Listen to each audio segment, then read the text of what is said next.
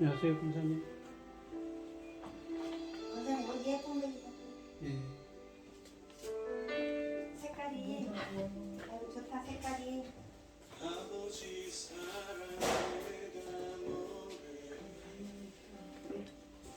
승질나서? 왜냐면 여기 만질까?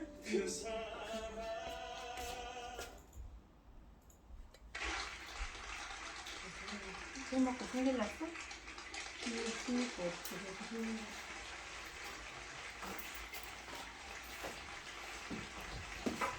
그리고 한국이나 문 닫고 있네.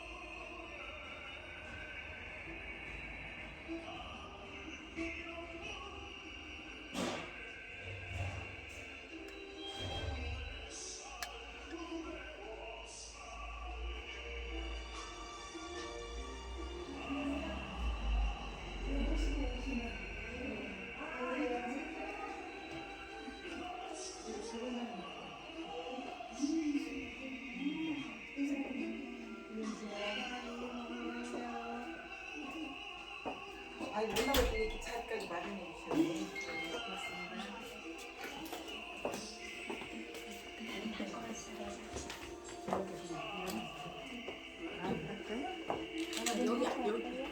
여기 안경 안경 안경 봤어? 글씨가 적어서 안 돼. 안녕하세요.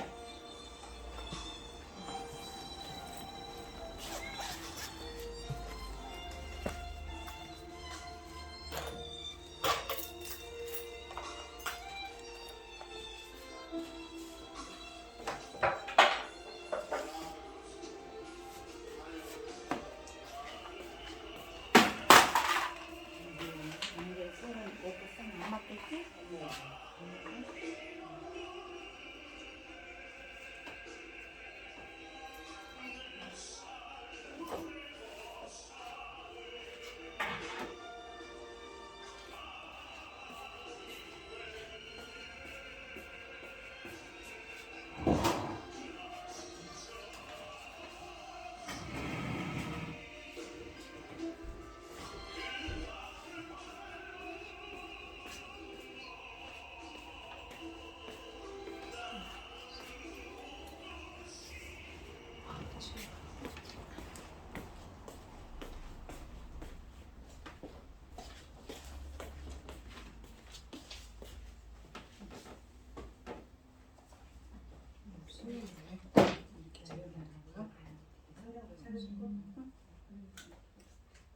내거 큰 거, 글씨 큰 걸로.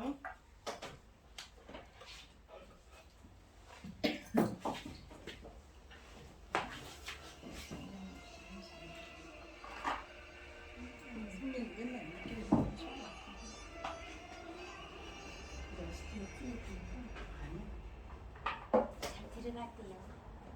6월 12일 성령밤 예배를 시작하도록 하겠습니다.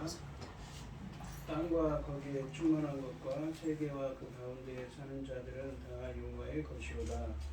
여호와께서 그 터를 바다 위에 세우시며 강물 위에 건설하셨도다. 여호와의 산에 오를 자가 누구며 그의 거룩한 곳에 설 자가 누구인가? 곧 손이 깨끗하며 마음이 청결하며 뜻을 허탄한 데 두지 아니하며 거짓 맹세하지 아니하는 자로다. 그는 여호와께 복을 받고 구원의 하나님께 의를 얻으리니 이는 여호와를 찾는 족속이요 야곱의 하나님의 얼굴을 구하는 자로다. 아멘. 저희들을 창세전에 택정하시고 여기까지 인도해 주신 주님 감사드립니다. 오늘 예배 가운데 임재하여 주시고 이 예배가 신령과 진정으로 드려지는 예배가 되게 하여 주시옵소서. 이 모든 말씀 거룩하신 예수님 이름으로 기도합니다. 아멘. 찬송가 사도신경 하시고 신앙 고백하시겠습니다.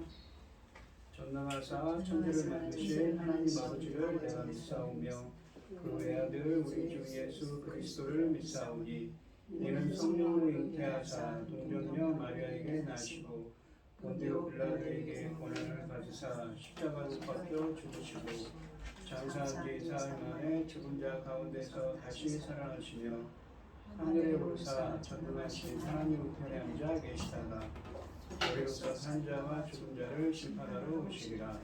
성령을 믿사오며 거룩한 공예와 성도가 서로 교통하는 것과 죄를 사하여 주시는 것과 몸이 다시 사는 것과 영원히 사는 것을 믿사옵나이다. 아멘. 찬송가 273장입니다.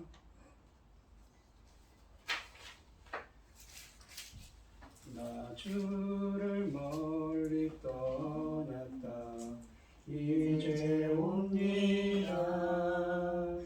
나 죄의 길에 시달려 주여 옵니다.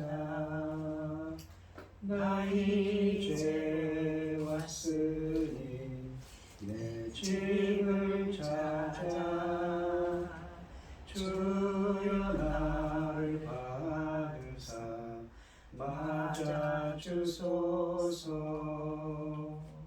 그 귀한 세월 보내고 이제 옵니다. 나 뉘우치는 눈물로 주여 옵니다. 나 이제 왔으니 내 집을 찾아 주여 나를 받으사 맞아 주소서. 나 죄에 매여 고달파 이제 옵니다. 주 크신 사랑하고자 주여 옵니다. 나 이제 왔으니 내 집을 찾아 주여 나를 받으사 맞아 주소서. 이 병든 마음을 고치려 이제 옵니다. 그 힘과 소망 바라고 주여 옵니다. 나 이제 왔으니 내 집을 찾아 주여 나를 받으사 맞아 주소서. 나 바랄 것이 무언가 우리 주 예수 나 위에 죽임 당하심 믿고 옵니다. 나 이제 왔으니 내 집을 찾아 주여 나를 받으사 맞아 주소서. 아멘. 오늘 함께 하실 하나님의 말씀은 이사야서 34장 9절로 17절 말씀입니다. 교독을 하겠습니다. 제가 먼저 읽겠습니다. 에돔의 시내들은 변하여 역청이 되고 그 티끌은 유황이 되고 그 땅은 불붙는 역청이 되며 낮에나 밤에나 꺼지지 아니하고 그 연기가 끊임없이 떠오를 것이며 세세에 황무하여 그리로 지나는 자가 영원히 없겠고 당아새와 고슴도치가 그 땅을 차지하며 부엉이와 까마귀가 거기에 살 것이라.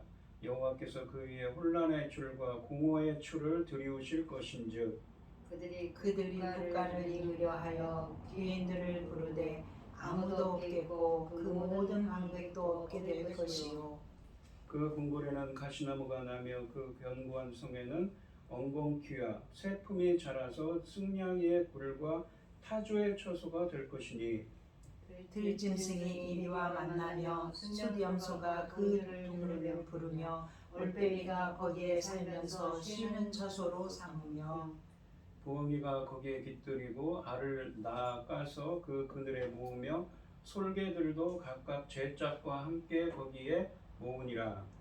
너희는 여호와의 책에서 찾아 읽어보라. 이것들 가운데서 빠진 것이 하나도 없고 제짝이 없는 것이 없으리니 이는 여호와의 입이 이를 명령하셨고 그의 영이 이것들을 모셨으리라. 아멘. 여호와께서 그것들을 위하여 제비를 뽑으시며 그의 손으로 줄을 띄어 그 땅을 그것들에게 나누어 주셨으니 그들이 영원히 차지하며 대대로 거기에 살리라. 아멘. 아멘. 기도하겠습니다. 내 영혼아 여호와를 송축하라. 내 속에 있는 것들아 다 그 거룩한 이름을 송축하라. 내 영혼아 여호와를 송축하며 그의 모든 은택을 잊지 말지어다. 그가 내 모든 죄악을 사하시며 내 모든 병을 고치시며 내 생명을 파멸해서 속량하시고 인자와 긍휼로 관을 씌우시며 좋은 것으로 내 소원을 만족하게 하사 내 청춘을 독수리같이 새롭게 하시는도다. 여호와께서 공의로운 일을 행하시며 억압당하는 모든 자를 위하여 심판하시도다. 그 행위를 모세에게 행사를 그 이스라엘 자손에게 알리셨도다. 천지 만물을 지으신 전능하신 하나님 아버지, 어리석고 보잘것없는 저희를 자녀 삼으시고 아버지의 사랑 가운데 살아가게 하심을 감사드립니다. 아멘. 전능하신 하나님 아버지, 지금 아버지는 이 시대가 어떤 시대를 우리들이 만났습니까?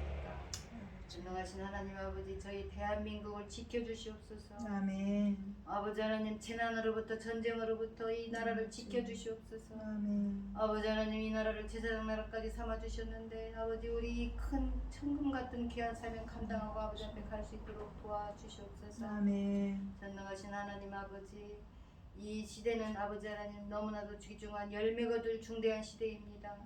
열매 거둘 이 중대한 시대에 아버지 하나님, 우리를 아버지 하나님 제사장 나라까지 삼으셨으니 아버지 하나님 지켜주시고 보호하여 주셔서 이 천금 같은 귀한 사명 감당하고 아버지 앞에 갈 수 있도록 도와주시옵소서. 아멘. 이 중대한 시대에 아버지 당신의 사랑하는 종 열매 거둘 말씀을 들고 강단을 세우셨으니 이 말씀으로 말미암아 아버지께서 기뻐 받으실 열매들이 넉넉히 나올 수 있도록 도와주셨기를 간절히 소원하옵고, 이 모든 말씀 엉망 죄악 가운데서 우리를 구원하여 주신 예수 그리스도 이름으로 기도드리옵나이다. 아멘.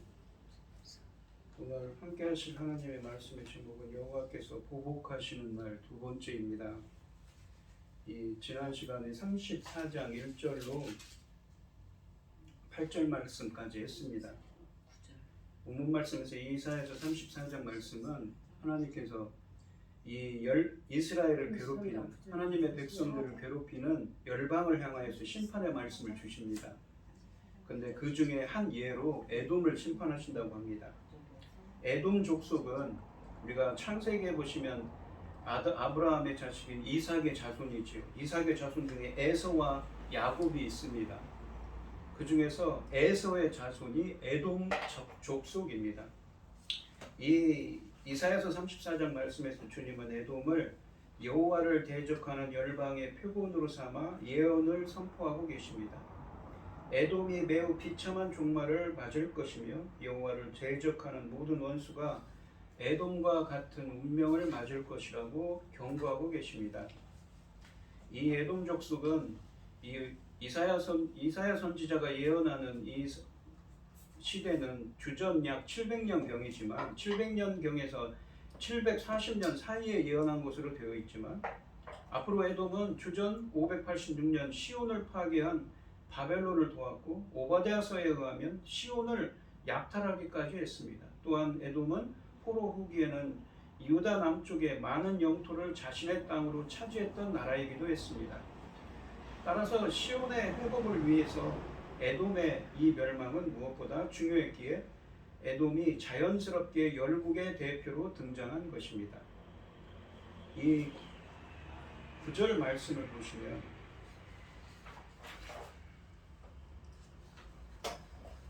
9절과 10절 말씀에 보시면 한번 읽겠습니다. 에돔의 시내들은 변하여 엽청이 되고, 엽청이라는 건 석유를 말합니다. 그러니까 지금은 우리가 석유 까맣게 나오는 석유를 정제해서 휘발유도 쓰고 경유도 쓰고 등유도 쓰지만 그러니까 까맣게 되어 있는 그런 석유의 일종이라고 보시면 됩니다. 그 티끌은 유황이 되고 티끌은 먼지죠. 그 땅은 불붙는 엽청이 되며 낮에나 밤에나 꺼지지 아니하고 그 연기가 끊임없이 떠오를 것이며 세세에 황무하여 그리로 지날 자가 영원히 없겠고 라고 하십니다. 세세의 영영이라는 말씀은 영원히를 의미합니다.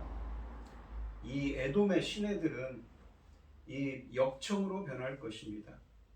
그 티끌은 먼지는 유황이 되고 그 온 땅은 엽청으로 불이 붙어 밤낮으로 꺼지지 않고 그 연기가 끊임없이 치솟게 됩니다. 그래서 그 땅은 영원히 황폐하며 그리로 지나가는 자가 없을 것이라고 하십니다. 세세와 영영이라는 말은 영원히를 의미하는 말입니다. 에돔이 소돔과 고모라처럼 영원히 멸망할 것이라는 말씀입니다. 주님이 사용하는 이미지는 사람들이 하나님의 심판의 불을 끄려고 할지라도 그 불을 피할 방법이 없을 것이라는 것입니다. 참고로 성경에서는 불을 어떻게 의미합니까?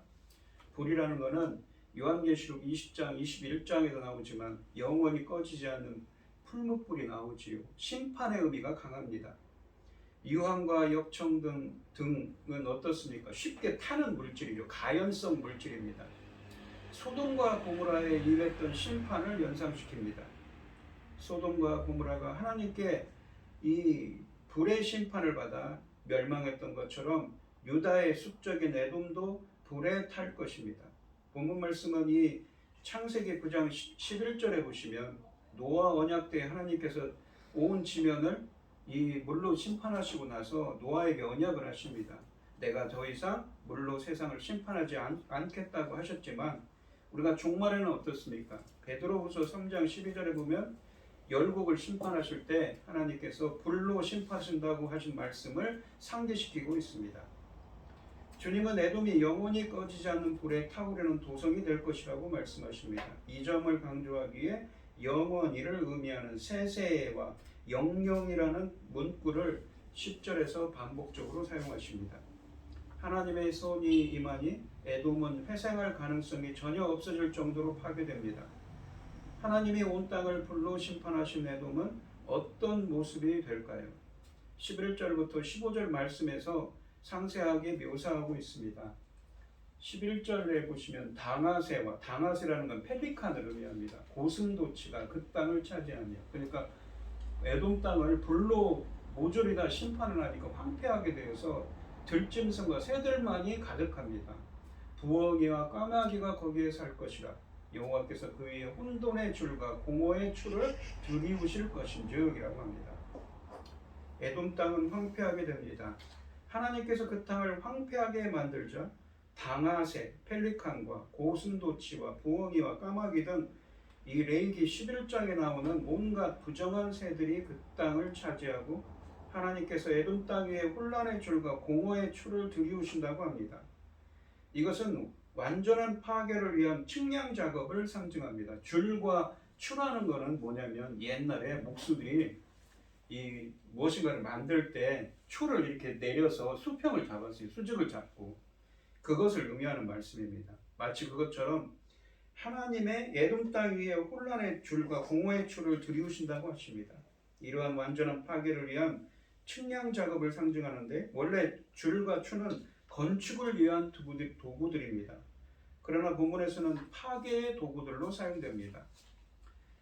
이 측량 작업을 통해 파괴되어야 할 지역이 정해지고 그 땅에 소돔과 고모라에 버금가는 불의 심판이 임한다는 것입니다. 불이 휩쓸고 간 그들의 땅은 광야와 황무지로 변해서 새들과 들짐승들만이 거할 것입니다. 공의와 정의의 척도는 없고 파멸의 척도만 있어 나라를 재건하기 어렵게 됩니다. 이 11절 말씀은 불로 에돔 땅이 멸망하는 것이 창조 질서의 전복으로 이어짐을 분명한 어휘를 사용하여 일깨워주고 있습니다. 이 본문에 보시면 혼란의 줄과 공허의 추라고 했는데 이 혼란, 공허라는 말이 히브리어로 토후, 보우라고 해서 창세기 1장 2절 말씀에서 땅이 혼돈하고 공허하며 할 때, 혼돈하고 공허하다 할 때 그 단어를 똑같이 사용합니다. 따라서 이 하나님이 창조하실 때를 연상하게 하는 단어를 사용해서 이 에돔 땅을 비롯한 온 세상을 창조 이전에 무질서의 모습으로 만드실 것이라는 예언의 말씀이라고 우리는 볼 수가 있습니다. 특별히 여기서 언급된 줄이란 말은 이사야서 28장 17절 말씀같이 하나님의 심판 문구에서 하나님이 심판하신다는 그 문장에서 종종 등장하는 낱말이기도 합니다. 12절에 보시면 그들이 국가를 이으려 하여, 국가를 이으려 한다는 건 왕조를 의미합니다. 왕위를 이으려고 하는 거죠. 귀인들을, 귀한 그 귀족들을 부르되 아무도 없겠고, 그러니까 왕을 할 만한 사람도 없고 모든 방백도 없게 될 것이, 방백이라는 건 지도자를 의미합니다. 에돔을 다스릴 왕이 없을 것이고 지도자들도 모두 사라져 없을 것이라고 하십니다. 국가를 이으려 하여라는 말은 왕이 혹은 왕조를 의미합니다. 왕조를 이을 자도 없고 방백들, 지도자도 없습니다. 통치자가 없어 그 나라는 혼돈에 빠집니다. 그리고 13절부터 15절까지 말씀해 보시면 13절부터 15절까지 보시면 그 궁궐에는 가시나무가 나며, 그러니까 에돔의 궁궐이죠. 불로 심판을 하니까 황폐해져서 들과 들짐승과 새들만이 가득하게 됩니다. 가시나무, 그 견고한 성에는 엉겅퀴와 세품이라는 것은 이 세품이라는 건 찔레를 의미합니다. 그 다음에 찔레가 자라서 승냥이의 굴과 타조의 초소가 될 것이니 들짐승이 이리와 만나며 순념소가 그 동류를 부르며 올빼미가 거기에 살면서 쉬는 초소로 삼으며 부엉이가 거기에 깃들이고 알을 낳아 까서 그 그늘에 모으며 술개들도 각각 제 짝과 함께 거기에 모으리라 라고 하십니다. 이 궁과 요새화된 성에는 가시나무와 엉겅퀴, 세품, 그러니까 찔레가 무성하게 자라서 승냥이, 이리와 타조가 살고 들짐승, 이리, 순념소, 이 올빼미, 부엉이, 솔개토로 변한다고 하십니다. 에돔에 주민이 없고 무서운 들짐승들과 새들만이 살 정도로 폐허가 될 것이라는 말씀입니다. 한때는 사람들도 왕족들로 붐비던 곳이 이제는 가시나무만 무성하게 자라고 들짐승만이 있는 폐허로 변해 있습니다. 주님은 에돔 땅에 사람이 없음을 강조하십니다. 땅이 더 이상 사람이 살 수 없을 정도로 황폐해졌기 때문이라고 하십니다. 시편 137편 7절에 보시면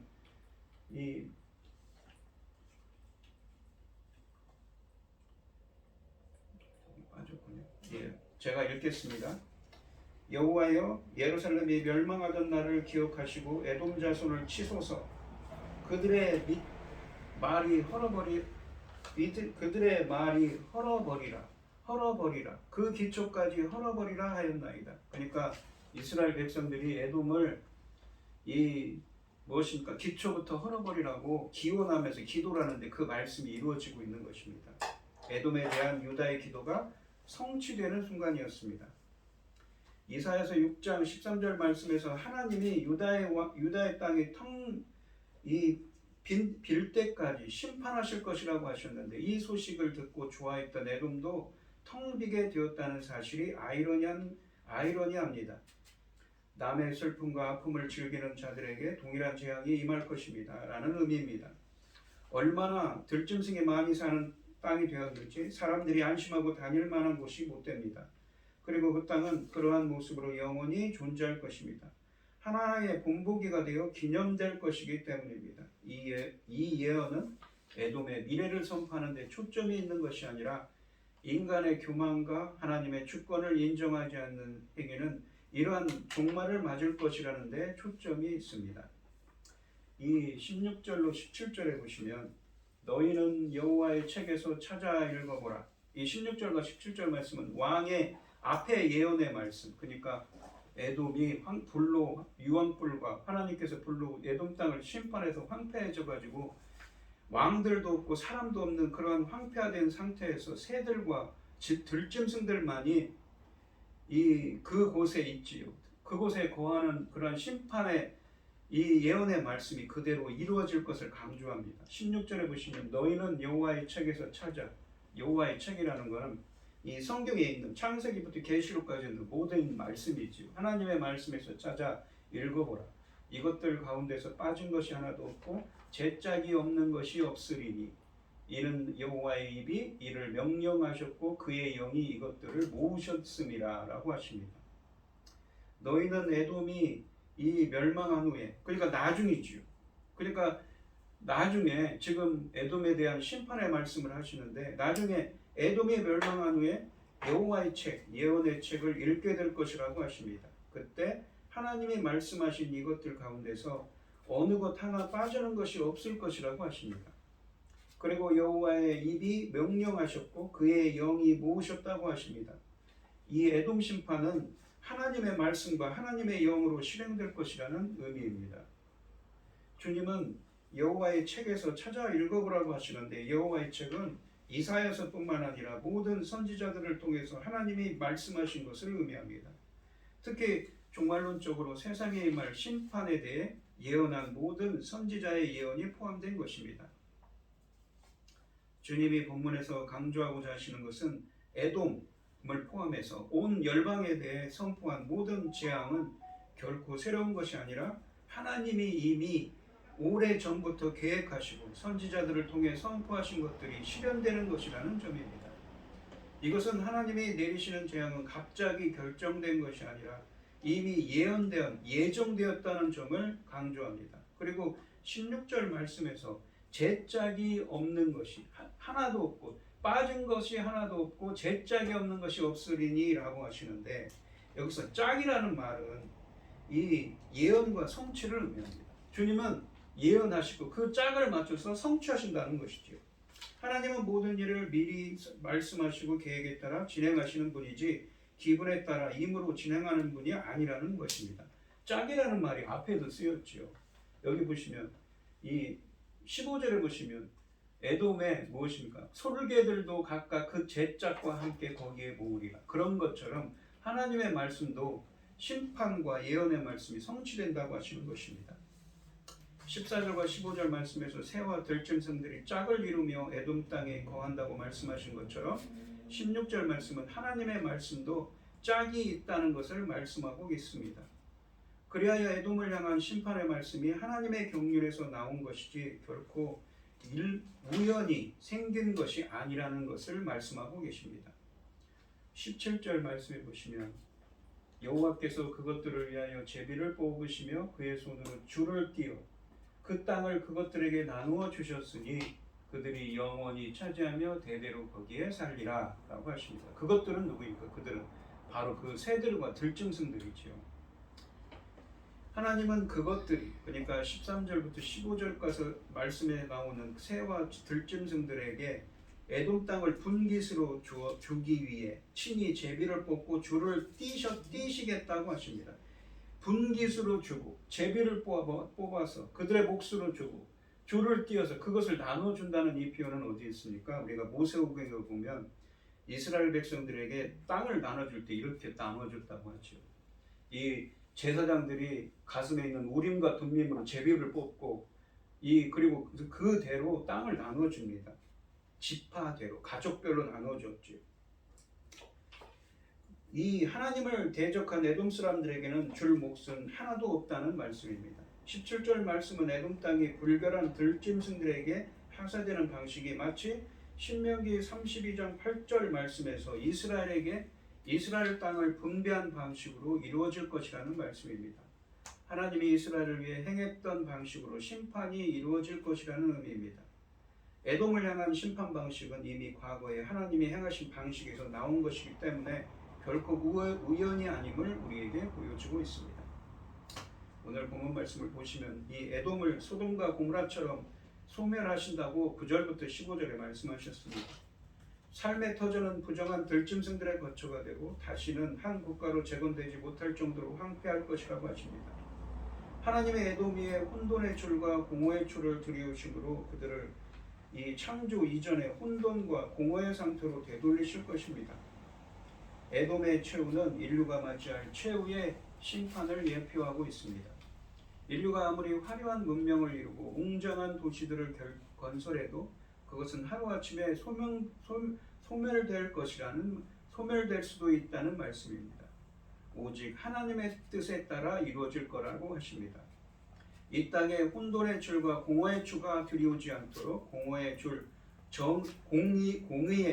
정의의 추가 제대로 작동하는지 늘 감시하고 관심을 두며 기도하고 공의와 정의로 행하는 여러분들이 되시기를 바랍니다.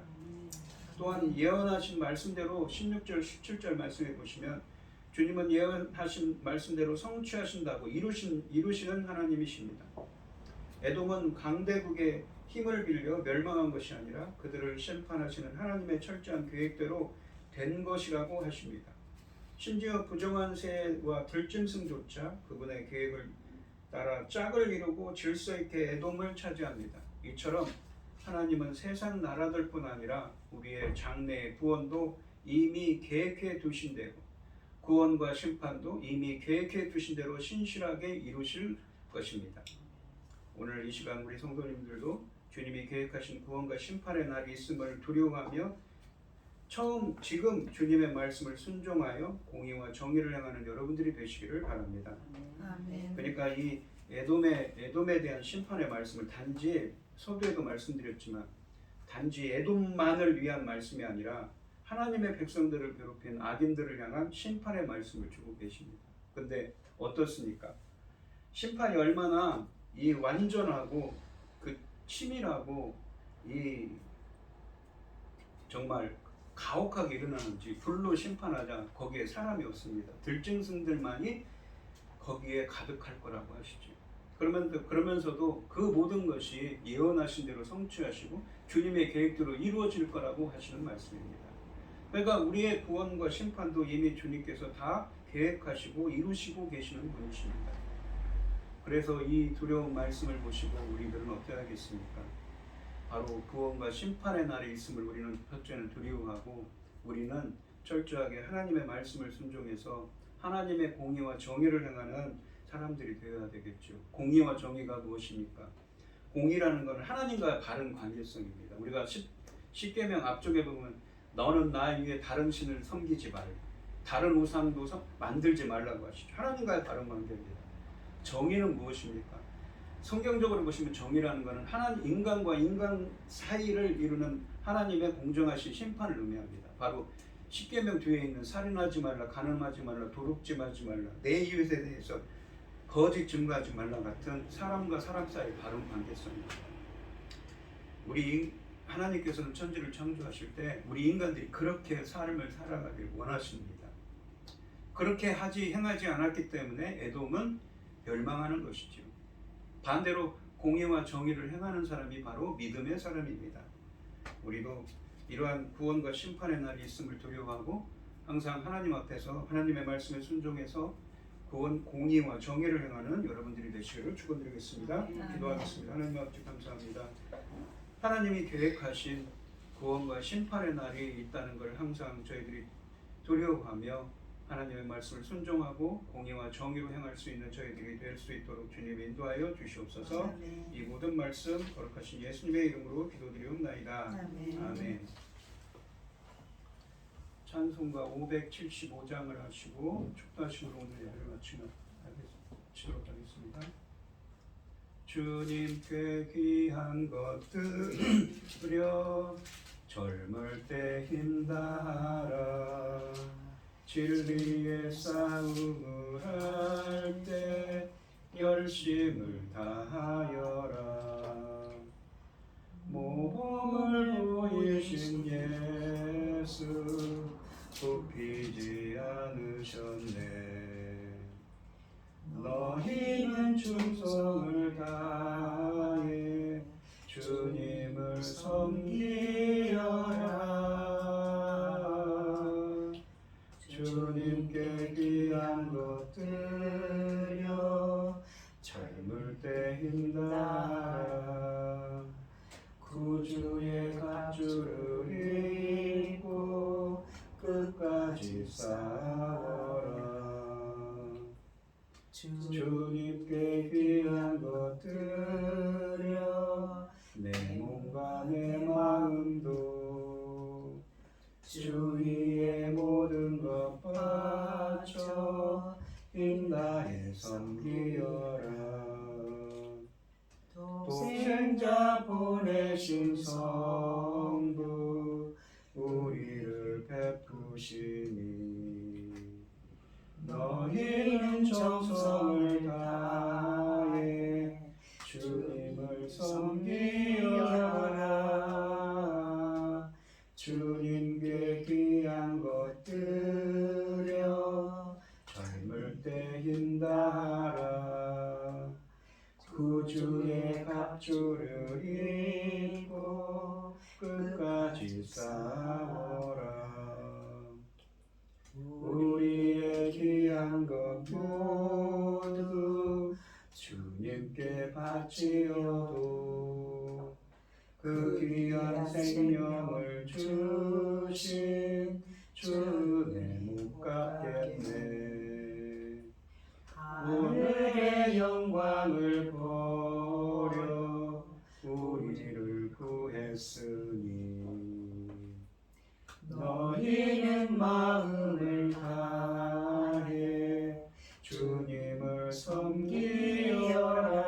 섬기여라. 주님께 귀한 것 드려 젊을 때 힘다하라. 구주의 갑주를 입고 끝까지 싸워라. 아멘. 축도하심으로 오늘 예배를 마치겠습니다. 이제는 주 예수 그리스도의 은혜와 아버지 하나님의 극진하신 사랑과 성령의 교통하심이 공의와 정의를 행하기를 소원하는 성도들 머리머리 위에 이제로부터 영원히 함께 있을지어다. 아멘.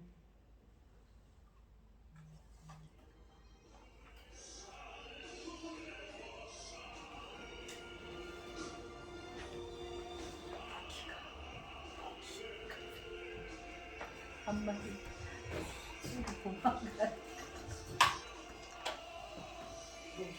고기가 한 마리가 어디서 왔냐고 쑥 도망가는. 안녕하세요. 안녕하세요 목사님. 예.